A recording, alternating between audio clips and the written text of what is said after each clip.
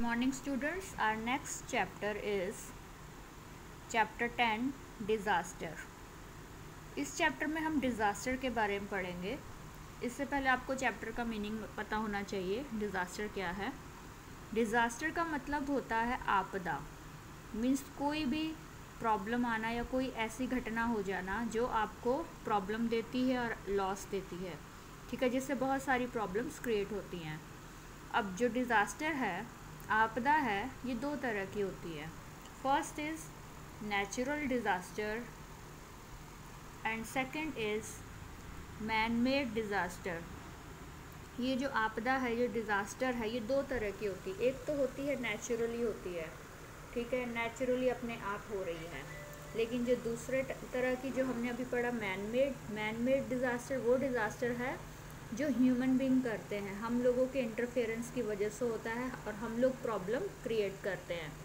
सबसे पहले हम नेचुरल डिज़ास्टर्स के बारे में पढ़ेंगे. इस चैप्टर में हमने सारा जो कवर करना है वो नेचुरल डिज़ास्टर के बारे में कवर करना है और उसके बाद हम एंड में मैन मेड डिज़ास्टर के पॉइंट्स कवर करेंगे. सबसे पहले नेचुरल डिज़ास्टर. नेचुरल डिज़ास्टर में जो एग्जांपल्स आते हैं वो आते हैं earthquake, drought, flood, cyclones and landslide. आपको इसका मतलब पता होना चाहिए. अर्थक्वेक आपको पता है, ये भूकंप आता है ना. ड्रॉट मतलब सूखा, फ्लड मतलब जो बाढ़ आती है, ठीक है. साइक्लोन समुद्री चक्रवात. लैंडस्लाइड का मतलब होता है ज़मीन का खिसकना. ये 5 तरह के नेचुरल डिज़ास्टर है जो बहुत ज़्यादा प्रॉब्लम क्रिएट करती हैं और बहुत ज़्यादा ह्यूमन बीइंग के लिए प्रॉब्लम है और जान और माल की बहुत ज़्यादा हानि होती है और ये नेचुरली कभी भी कहीं भी हो सकता है. तो अब सबसे पहले हम पढ़ेंगे अर्थक्वेक के बारे में. नेचुरल डिज़ास्टर है जो नेचुरल डिज़ास्टर अर्थक्वेक. अर्थक्वेक क्या होता है?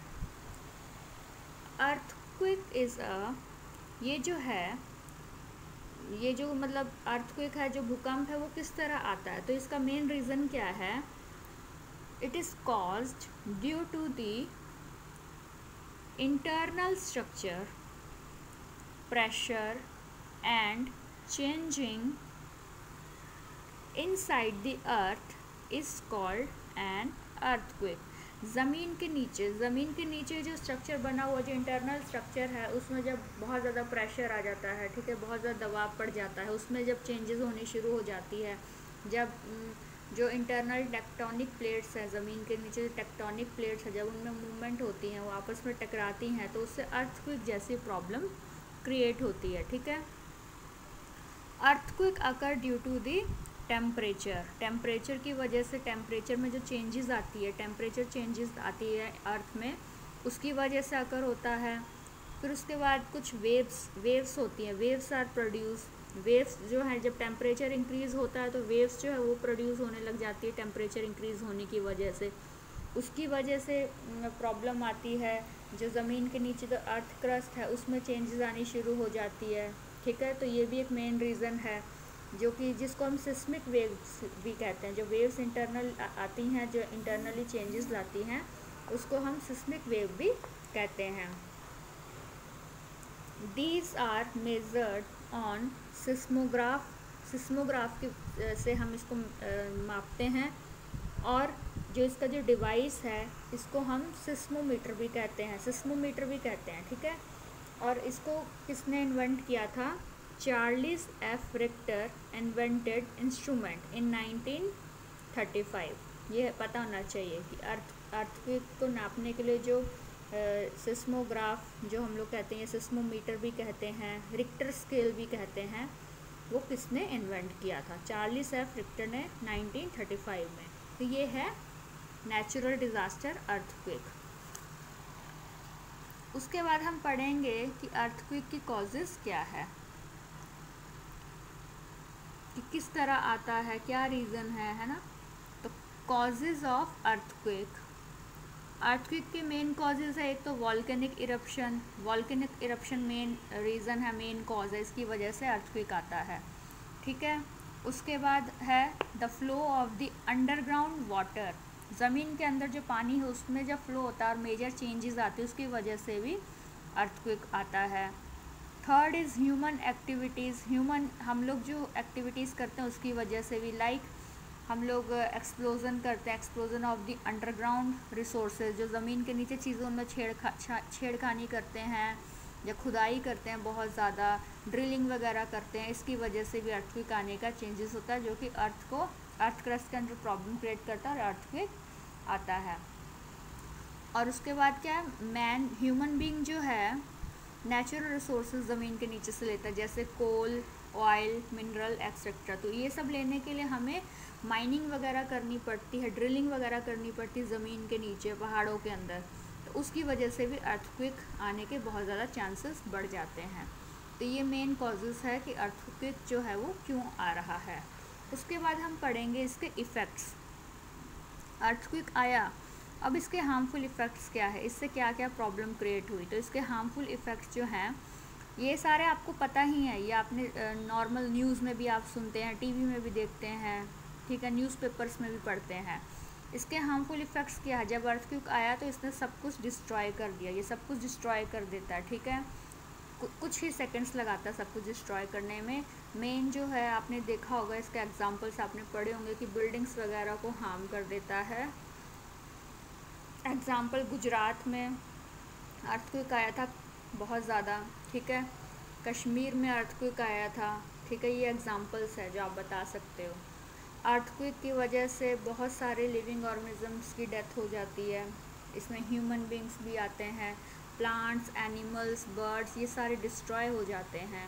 1920 में अर्थक्वेक आया था चाइना में, इसने बहुत सारे लोगों की डेथ हो गई थी, 1,80,000 लोग, ठीक है। सेम ऐसे ही 1920 में उसके बाद इंडिया में अर्थक्वेक आया था, 2 से 5 लाख लोगों की डेथ हो गई थी अर्थक्वेक की वजह से, ठीक है। इसमें जो मेन जगह है जैसे उत्तरकाशी है, गुजरात है, ऐसे डिफरेंट कुछ एरियाज़ है जहाँ पर अर्थक्वेक आते रहते हैं और उन्होंने बहुत ज़्यादा डिस्ट्रॉय किया, ठीक है। अर्थक्वेक जो है कई बार अर्थक्वेक की वजह से फ्लड भी आ जाता है, ठीक है।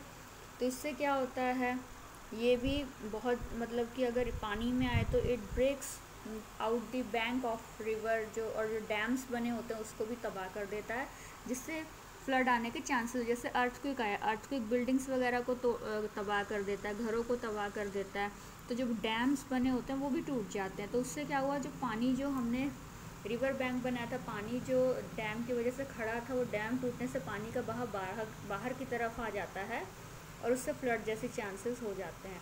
तो ये हार्मफुल इफ़ेक्ट है अर्थक्वेक का। तो अभी तक हमने क्या पढ़ा, हमने पढ़ा अर्थक्वेक क्या होता है, अर्थक्वेक के बारे में जाना, फिर हमने इसके कॉजेस जाने कि कैसे आता है, उसके बाद हमने इसके इफ़ेक्ट्स पढ़े कि जब अर्थक्वेक आया तो इसके हार्मफुल इफ़ेक्ट्स क्या हुए।